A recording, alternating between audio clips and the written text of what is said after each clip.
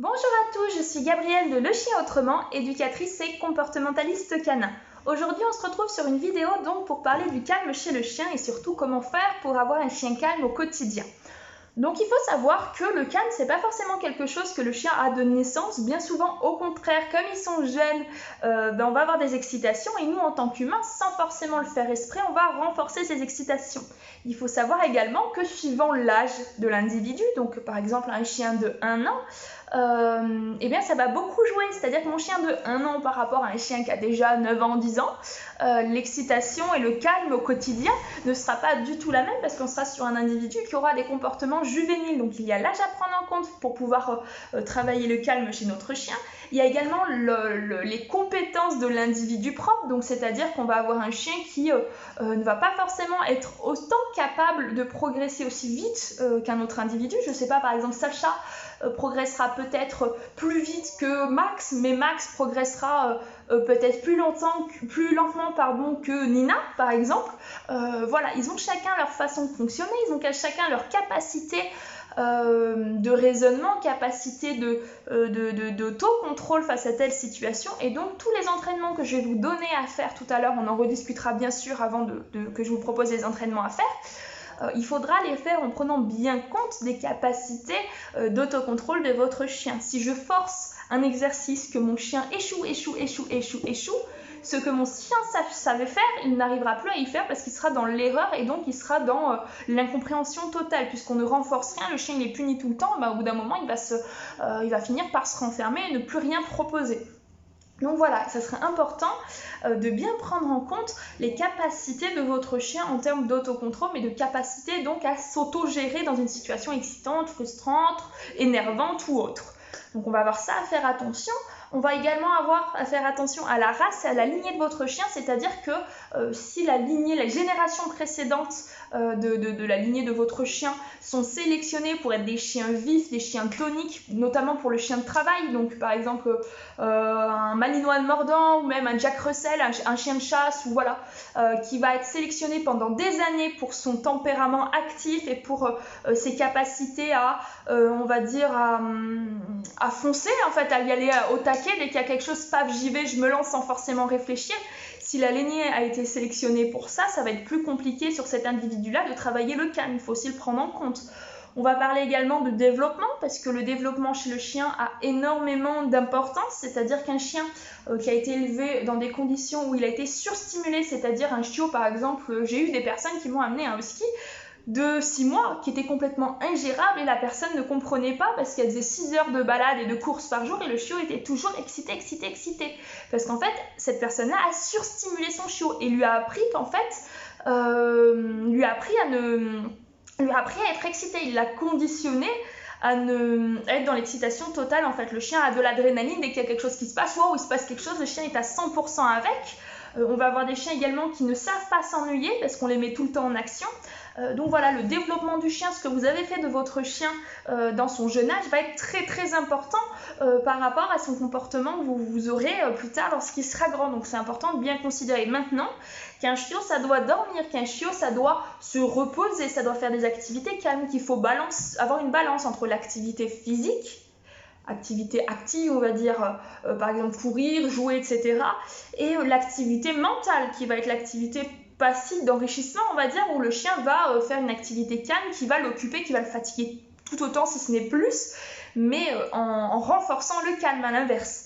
Donc voilà, il y a beaucoup de choses qu'il faut prendre en compte, les activités de votre chien que vous lui proposez, l'individualité, le caractère de l'animal, ce qui lui est arrivé dans le passé, c'est-à-dire que si votre chien, à chaque fois qu'il rencontre un autre chien, c'est la fête, il joue à fond, etc. Quand il va rencontrer un chien, peut-être un autre individu qu'il ne connaît pas et qui ne sera pas forcément dans le jeu, lui, comme il a appris que quand on voit un congénère, c'est excitant, qu'il a eu l'hormone d'adrénaline, cette fameuse adrénaline qui est vraiment comme une drogue pour le corps, votre chien va être en excitation alors que l'autre chien ne le sera pas forcément et qu'il n'aura pas forcément la même réponse. Bien souvent, ça sera assez rejeté par le congénère qui, lui, voulait du calme peut-être.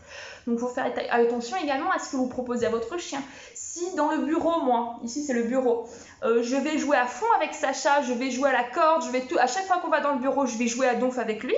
Quand je vais passer la porte du bureau avec lui, il va déjà être dans une situation d'excitation avec de l'adrénaline et tout un côté émotionnel qui va être dans le jeu. Pourquoi? Parce que je lui ai appris que cette pièce-là était une pièce de jeu, et donc le cerveau de mon chien, le corps de mon chien va sécréter de l'adrénaline et des hormones qui vont le mettre en activité parce que il a l'habitude, on l'a conditionné à être dans ce genre d'état émotionnel, dans cet environnement. Voilà, donc voilà, faut faire attention à ce que vous apprenez à votre chien. Je pense notamment aux activités de lancer, donc les gens qui jouent avec leur chien à jeter la balle, jeter la balle, jeter la balle. Vous envoyez des hormones de plaisir, de l'adrénaline à votre chien. Au moment où il poursuit quelque chose, vous allez amener un chien qui va, dès qu'il y a quelque chose qui part, réavoir de l'adrénaline et donc de courir après directement sans savoir ce que c'est. Des fois, il court après un chat, des fois, il court après un gosse. Et peut-être que oui, des fois, c'est après sa balle, mais lui ne va pas s'en rendre compte. Vous allez également apprendre à votre chien inconsciemment à réagir au tac, à ne pas réfléchir, c'est-à-dire qu'il va vous travailler l'impulsivité, vous êtes en train d'entraîner votre chien à être impulsif, donc notamment pour les activités qui vont demander une dépense physique et qui vont amener une certaine excitation, pensez à cadrer, pensez à demander à votre chien à entraîner sa capacité à je jette la balle mais tu ne vas pas derrière, tu attends, je jette la balle, tu peux y aller, j'ai jeté la balle, tu es en train de courir, après tu t'arrêtes, tu reviens vers moi, tu ne vas pas prendre la balle. Ce genre de choses à entraîner pour apprendre à votre chien également à avoir la capacité de s'arrêter dans une situation d'excitation, ça c'est très important. On va voir ensemble comment avoir un chien calme lorsqu'on a déjà un chien excité. Voilà, entraîner le chien et faire attention à ses activités, c'est vraiment ce qui va être le plus important. Donc voilà, pour avoir un chien calme, donc là je parle vraiment de chiens qui sont déjà excités, mais de manière générale, pour avoir un chien calme au quotidien, il faut pouvoir entraîner ce calme, c'est-à-dire qu'il faut faire des exercices qu'on verra à la fin de la vidéo, donc je vous mettrai plusieurs exercices à la chaîne que je fais avec Sacha pour entraîner son calme, parce que lui c'était un chien qui avait un déficit d'autocontrôle assez important, et donc dès qu'il y avait quelque chose de frustrant ou d'excitant et qu'il ne pouvait pas l'obtenir, il se mettait en colère, mais instantanément, et j'avais une réactivité au congénère, c'était une bombe à retardement ce chien, donc j'ai fait pas mal d'exercices, je vais vous les montrer après, mais voilà, il faudra s'entraîner, le calme ne vient pas tout seul, il faut entraîner son chien, c'est impératif, c'est pas inné, il faut l'entraîner. Donc je vous dirai tout à l'heure comment entraîner le chien avant que je vous montre les vidéos pour que vous puissiez donc un peu mieux comprendre comment est-ce que j'ai fait moi pour obtenir ce résultat-là. Ensuite, on va renforcer le calme, l'apprentissage du relax, si on veut. Il y a Sinotopia, si je ne me trompe pas, qui a fait un article sur le sujet qui est vraiment très intéressant. Mais renforcer, donc vous pouvez y jeter un coup d'œil, renforcer le calme, ça va être extrêmement important chez le chien.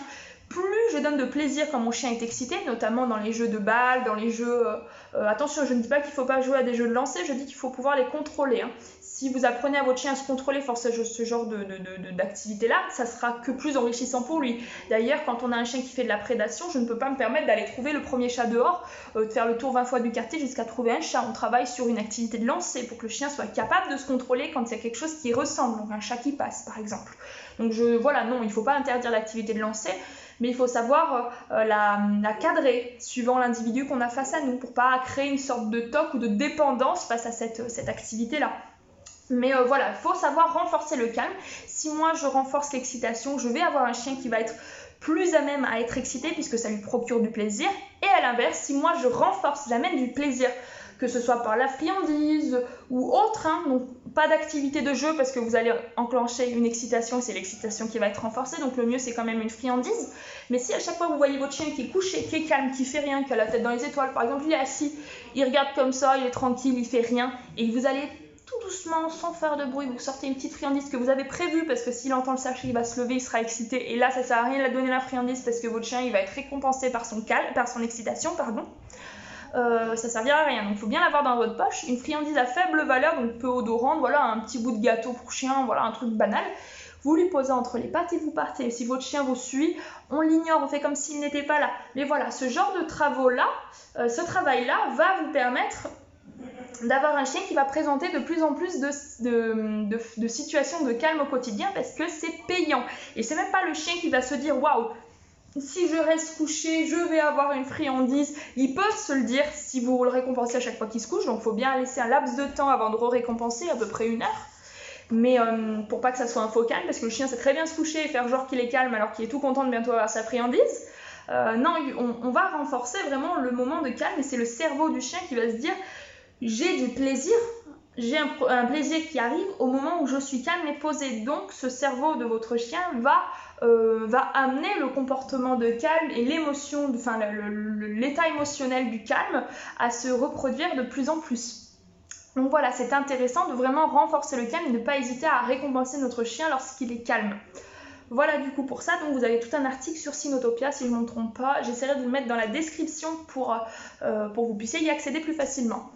Ensuite, on a le fait de guider l'animal vers le choix le plus favorable. C'est-à-dire que moi, on va le voir dans l'entraînement un petit peu après, ça, je vais plutôt y laisser de côté. On le verra un petit peu après, juste avant que je vous montre les petites vidéos que j'ai faites avec Sacha pour l'entraînement. On va donc parler plutôt des activités au quotidien. Il est très très important d'équilibrer vos activités du quotidien. C'est-à-dire que si mon chien il fait 3 heures de course par jour, 30 minutes d'activité de lancer, il joue à la corde pendant 20 minutes derrière, il va être épuisé, oui, à la fin physiquement, mais de jour en jour, vous allez entraîner un athlète. Et au fur et à mesure, ça sera vous qui serez épuisé avant lui. Et vous ne pourrez pas sortir tout le temps et répondre à son besoin que vous êtes en train de créer. Parce qu'il y a 24 heures dans une journée et que votre chien, au bout d'un moment, il sera prêt à faire 25 heures de course par jour, d'accord? Donc il faut trouver un juste milieu. Il y a des chiens qui ont besoin d'une dépense physique. Par exemple, Sacha, de temps en temps, il a besoin de courir, se dépenser, voilà. Dépenser son énergie de manière active en utilisant son énergie en faisant une activité active, donc courir, jouer à la corde, aller chercher quelque chose. Enfin, Sacha il n'aime pas trop les activités de lancer, mais bon, voilà, courir, faire une activité, lui il va en avoir besoin à petite dose. Ça va représenter même pas un quart de ses activités de la semaine. On va contrebalancer en fait, parce que si vous ne faites pas d'activité physique sur un chien qui a l'habitude d'en faire, si vous n'en faites plus du tout, vous allez avoir une bombe à retardement, ça va être horrible. Donc il faut contrebalancer. Si vous faites 20 minutes d'activité physique dans la journée ou 10 minutes d'activité physique dans la journée par exemple, vous allez faire par exemple 1 heure d'activité calme dans la journée. Donc l'activité calme, ça va être de la mastication, c'est de l'enrichissement mental, hein. Mastication, activité olfactive, donc chercher des odeurs, chercher des friandises, activité d'intelligence, ça va être tout ce genre de choses où le chien, ça va lui demander de la réflexion. Le travail de la mâchoire, ça va apaiser le chien et le fatiguer aussi. Il faut savoir, vous, quand vous êtes stressé, vous faites ça pour vous calmer, vous frottez un peu la nuque. Le chien, ça va passer le calme par je mastique, je mets une pression. D'où le nombre de chiens incroyables qui font de la destruction lorsqu'ils sont seuls ou lorsqu'ils sont dans une situation d'angoisse et de stress. Donc voilà, il faut bien amener de la mastication chez votre chien, une activité de recherche. Donc en extérieur, c'est plus simple de faire chercher votre chien, faire chercher des odeurs. Donc n'hésitez pas, si vous avez un endroit où votre chien est particulièrement excité, juste un peu avant d'y arriver, vous répandez des petites friandises et vous allez au fur et à mesure dans votre espace d'excitation. Votre chien va être concentré sur ces friandises, l'excitation ne va pas se déclencher et à l'inverse, ça sera du calme dans cet espace et votre chien, vous allez lui apprendre à être calme dans cet espace-là. Attention, ne donnez jamais de friandises ou d'objets à mastiquer à votre chien lorsqu'il est déjà en phase d'excitation, parce que vous renforcez cette phase d'excitation, vous amenez du plaisir en plus. Donc ça sera que bénéf pour cette phase d'excitation. Donc non, à l'inverse, il faut attendre, soit vous attendez que votre chien se calme, donc vous le calmez, vous essayez de... Et vous le faites asseoir par exemple, et dès qu'il est assez calme, on peut lui donner des friandises à chercher dans l'herbe. Soit vous le faites juste avant, le mieux c'est quand même de le faire juste avant qu'il y ait une excitation, d'anticiper pour pouvoir en fait remplacer ce comportement indésirable d'excitation par un comportement plus apaisant, plus calme, plus tranquille, comme de la recherche dans cet environnement. Au lieu de courir partout, je me mets à chercher des odeurs. Voilà, par exemple. Donc voilà, il faut équilibrer vos activités. Je vous mettrai dans la description un groupe qui s'appelle Enrichissement mental du chien de compagnie, qui est un groupe Facebook avec plein d'astuces pour équiper son chien mentalement. Donc j'essaierai de vous le mettre dans la description. C'est un groupe Facebook qui est tenu par des personnes de confiance que je connais et qui sont chouettes. Donc vous pouvez y faire confiance au niveau des activités qu'ils vous proposent. Voilà, c'est une super chouette collègue. Voilà, vous pouvez lui faire confiance. Je vous mettrai tout dans la description. Mais il faut vraiment faire un balancier au niveau des activités physiques et activités d'enrichissement mental. C'est très important de mettre plus de mental que de physique, sinon vous allez avoir un cercle vicieux de j'en veux plus, j'en veux plus, j'en veux plus, et votre chien ne sera pas autonome. Sur une activité mentale, mastiquer quelque chose dans son coin, votre chien n'a pas besoin de vous. Il peut prendre son machin et se mettre dans son coin, ronger son bâton ou ronger son os que vous lui avez laissé, enfin du moins ce que vous lui avez proposé, il peut le faire de manière calme dans son coin. Il n'est pas obligé de vous demander tout le temps de l'attention. Alors que courir dans la maison, alors que demander la balle toutes les 5 minutes, alors que d'aboyer sur les invités, ça, votre chien, ça va un peu plus vous embêter comme activité qu'il va vous proposer. Donc voilà, c'est bien, ça apprendra l'autonomie à votre chien. Donc faites bien un balancier, mais ne supprimez pas d'un coup vos activités physiques. Si par exemple vous avez fait l'erreur, comme ont pu faire mes anciens clients avec un husky de 6 mois où il faisait beaucoup trop d'activités, il faisait je crois 3 ou 4 heures, réellement il devait faire 3 ou 4 heures de marche par jour avec ce chien-là pour essayer de le calmer et c'était horrible en fait pour lui, c'était un cercle vicieux, il allait passer sa journée, adulte ce chien-là, il passait la journée dehors à courir et ça n'aurait pas suffi. Donc on a dû contrebalancer. Et de 4 heures, grosso modo, d'activité physique par jour, on a mis 1 heure d'activité mentale, on a descendu à 3h30. Puis au bout d'un certain temps, on a augmenté un peu les activités mentales, on est descendu à 3 heures, etc. Et on a fait progressivement. Il est important de passer votre activité physique progressivement à l'activité mentale. Si vous supprimez l'activité physique, mais votre chien il va se perdre, et puis vous aussi, parce que vous allez avoir un chien qui va être mais encore plus horrible que d'habitude, parce que le besoin que vous avez créé, vous n'y répondez plus. Et comme l'alternative que vous lui proposez n'est pas encore inscrite et n'est pas encore forcément acceptée par votre chien, ou n'est pas encore assez équilibré, parce qu'il faut un temps aussi pour savoir quel est le réel besoin en termes d'enrichissement. Est-ce qu'il faut 1 heure de mastication à mon chien par jour? Est-ce qu'il lui faut 2 heures? Est-ce qu'il finalement il lui faut que 30 minutes? On ne sait pas. Et ce chien-là, le chien c'est un animal qui ne va pas forcément savoir ce qui est bon pour lui ou pas. Le loup, il va manger une baie un jour, il va tomber malade, le lendemain il va peut-être la regoûter, puis après il va retomber malade, il la mangera plus. Le chien il va la manger 20 fois, il va mourir empoisonné. Voilà. Vous lui présentez un Big Mac à votre chien ou du chocolat, il va le manger, il va mourir. Le chien, il ne sait pas ce qui est bon pour lui. Tant que ça ne lui fait pas mal dans le moment, s'il se fait piquer par un barbelé, il y a des chiens, ils vont quand même y retourner. Il y en a certains, voilà. Mais bon, la plupart, ils vont quand même se dire « Ah, ça fait mal, je vais éviter d'y retoucher. » Mais il faut que ça lui fasse mal dans l'instant T, ou il faut que ça lui procure vraiment un gros plaisir dans l'instant T pour qu'il reproduise le comportement. Donc l'enrichissement mental qui amène du plaisir et du bien à votre chien à long terme, il ne va pas forcément s'en rendre compte, donc il faut lui proposer à votre chien et insister. Voilà, donc ça vous aurez toutes les recommandations dans le groupe que je vous ai recommandé juste après, dans la description. Voilà du coup pour ça, je pense qu'on est pas mal. Donc avant de vous passer du coup les petites vidéos avec tous les entraînements que j'ai fait avec Sacha, donc il m'a pris pas mal de temps parce qu'il fallait que je réfléchisse à quelles activités vous proposer. Il faut que je vous parle d'un point très important, ça va être tout ce qui concerne et tout ce qui entoure l'entraînement, c'est-à-dire qu'avant d'avoir un Sacha qui s'assied, qui ne bouge pas quand je lui mets le harnais, avant d'avoir un Sacha qui s'assied, qui ne bouge pas et qui attend avant de passer la porte, avant d'avoir un Sacha qui ne me bouscule pas dans les escaliers comme vous allez pouvoir le voir, j'ai eu un Sacha horrible, j'ai eu un Sacha qui sautait, j'ai eu un Sacha qui aboyait, ça lui arrive encore de faire l'imbécile, mais c'était constant avant. J'avais un chien qui, dès qu'il voyait que j'allais dans le couloir, même si c'était pour aller dans les toilettes qui sont à côté, il était en mode on va sortir, il courait partout, il aboyait, n'importe quoi. Avant d'avoir ce résultat d'un chien calme et qui m'écoute, c'est de l'entraînement. Il y a beaucoup de personnes qui vont travailler les autocontrôles et se dire, l'autocontrôle en fait de manière générale c'est auto, donc seul, et se contrôler. Donc c'est se contrôler seul. Mais avant d'atteindre cette capacité, cette autonomie, il faut apprendre au chien ce qu'on attend de lui. Une fois qu'il sait ce qu'on attend de lui, là oui on attendra de l'autonomie de sa part. Mais il faut bien l'entraîner, c'est-à-dire qu'avant d'avoir un Sacha assis à la porte, j'ai eu un Sacha qui sautait, qui tournait. Donc au début, avant d'attendre à ce qu'il s'assoie devant la porte et qu'il reste sans bouger, c'était pas possible, il tournait partout. Il était comme un fou. Et bien j'ai mis plusieurs étapes, c'est-à-dire que j'ai pris ma petite feuille que j'ai préparée là. Vous voyez comme je suis organisée.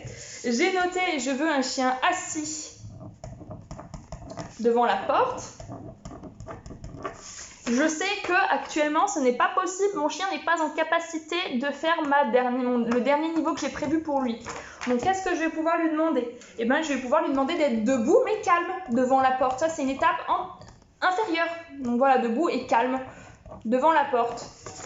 Mon chien n'y arrive pas, il saute de partout. Donc qu'est-ce que je peux lui demander? Je sais qu'il court, je sais qu'il saute. Eh bien je vais attendre d'avoir un chien qui ne saute plus. Il ne saute plus de l'avant la porte. Dès qu'il ne saute plus, on ouvre la porte. S'il saute, il attendra, on ferme la porte. C'est-à-dire qu'on va s'amuser à faire un jeu de porte. Je vais ouvrir un petit peu la porte, je vais un petit peu la fermer. Je vais ouvrir dès que je vois qu'il y a un comportement qui est indésirable, je la ferme. Je l'ouvre tout doucement, je la ferme vite. Voilà, dès que j'ai un comportement qui va bien, j'ouvre doucement pour montrer à mon chien, waouh, qui est presque. Dès que j'ai un comportement qui déborde, je la ferme. C'est pas bon ce comportement-là.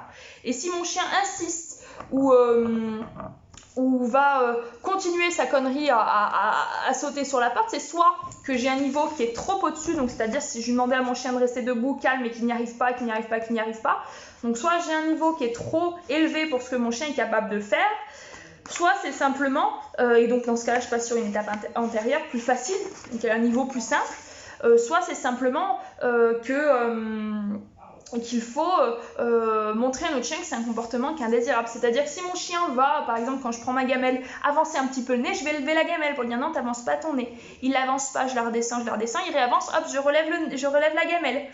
Tout simplement. Et si par contre je vois que mon chien il s'impatiente et il monte un comportement vraiment inadmissible, par exemple aboyer, moi j'ai horreur de ça, des chiens qui aboient, et ben la gamelle je la pose en hauteur et je me barre, je cherche pas plus loin. Là le chien va comprendre, waouh, mon objectif il s'est barré en courant dès que j'ai aboyé, ça sert à rien. C'est comme s'il essayait d'attraper un lapin, qu'il aboie, le lapin part en courant, il va se sentir con, il va essayer peut-être une prochaine fois, il va voir que ça fonctionne pas, il va s'arrêter.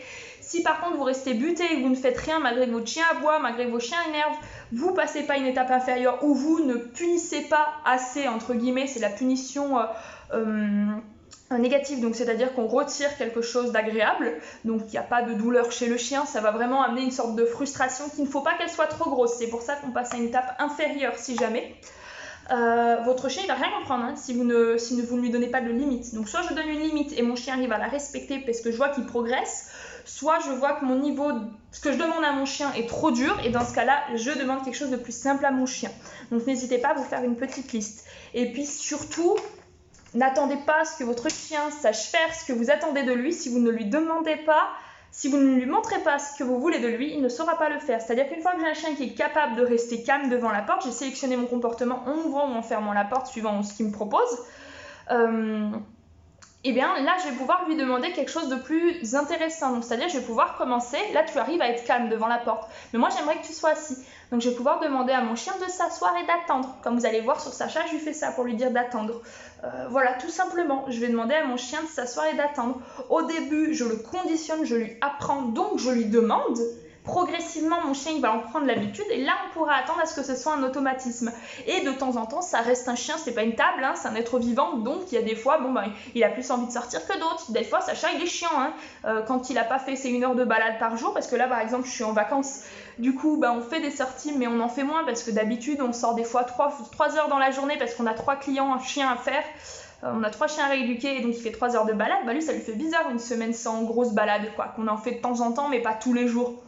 Et je peux pas forcément tous les jours, donc parce que là c'est la canicule en plus, donc on meurt de chaud.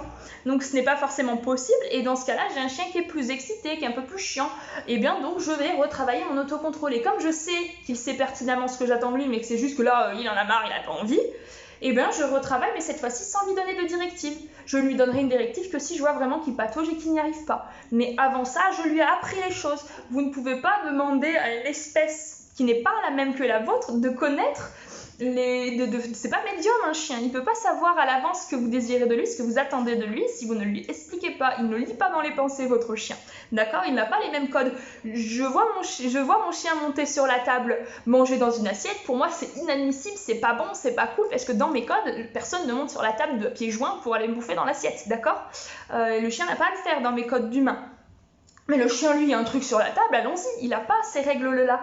Donc, il faut lui apprendre. Et là, c'est pareil, il n'a pas ces règles de je dois patienter, je dois être calme, je dois monter l'escalier sans bousculer tout le monde. Donc, on lui apprend sous forme de consigne, puis progressivement, on le laisse en autonomie. Voilà du coup pour ça. J'espère que vous avez bien compris jusque-là. Maintenant, on va voir ensemble les quelques recommandations que je vous donne, les quelques petits exercices que vous pouvez travailler au quotidien avec Sacha en vidéo. N'oubliez pas, avant que ça commence, que tout ça, ça a demandé de l'entraînement. Donc avant de réussir tous ces petits exercices, il faut vous entraîner et c'est normal. Allez, je vous laisse avec la vidéo.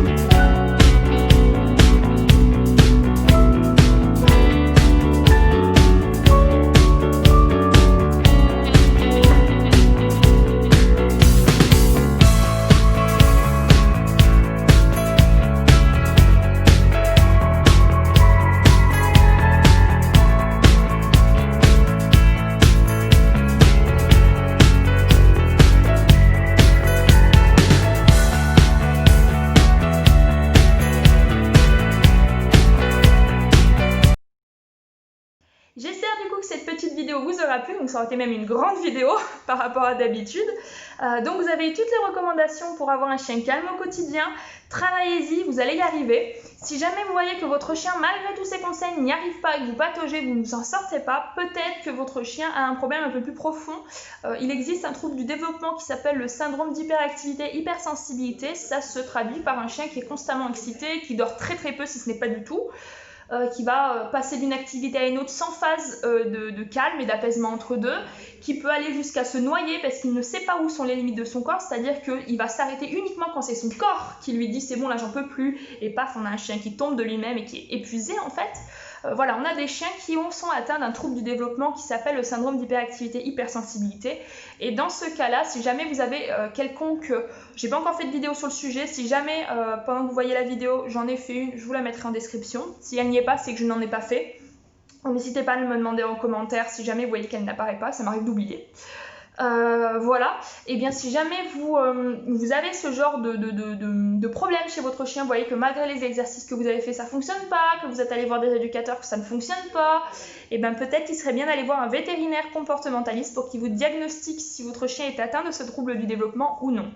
Donc voilà, c'était juste le petit point au cas où pour les personnes qui, c'est pas toujours facile d'éduquer son chien, donc encore plus quand il a un handicap comme le syndrome d'hyperactivité-hypersensibilité. Donc si jamais ça arrive, n'hésitez pas, si vous avez la moindre hésitation, à aller voir un vétérinaire comportementaliste pour qu'il vous accompagne d'un point de vue bilan comportemental, savoir si c'est le cas ou non pour votre chien, et puis peut-être également médicamenteux, et vous recommander un comportementaliste canin de votre région pour vous faire accompagner de manière physique, parce que le vétérinaire comportementaliste, c'est des recommandations qu'il donne, c'est pas un travail physique, donc il faudra peut-être également faire appel à quelqu'un de plus habilité pour ce genre de troubles du développement. Voilà. Et bien écoutez, je pense qu'on est bon pour cette vidéo. Si ça vous a plu, n'hésitez pas à mettre un petit like, à partager, à commenter. Moi, ça m'a demandé pas mal de boulot cette vidéo-là. Écoutez, je vous dis à très bientôt.